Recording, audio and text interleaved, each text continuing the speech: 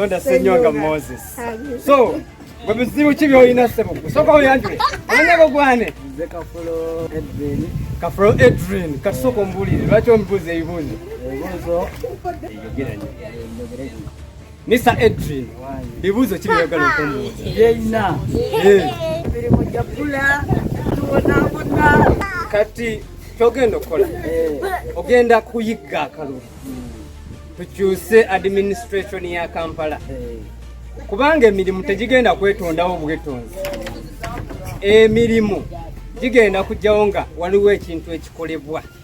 Omuzungu kyayita by product. Nti emirimu giva ku ekyo ekitondeddwawo. Wabaawo kampuni ng'erina kyekola. Tugambe ekola ngoye.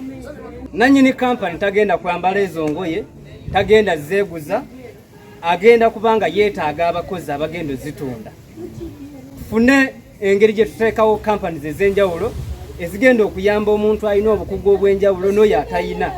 Bw'oba toyagala fulula bukugu bwa njawulo osigale mu kubeera ng'olongoosa wakiri kampuni. Bw'obanga olina obukugu obw'enjawulo obeere mu bifo ebisava ebya kampani. Omulimu ogenda bugufuna. Ebibuuzo bikyaliyo. Okyalina ekirala? Kati kirowoozeeko.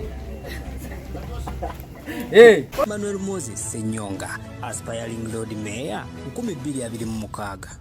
Londa Senyonga Moses.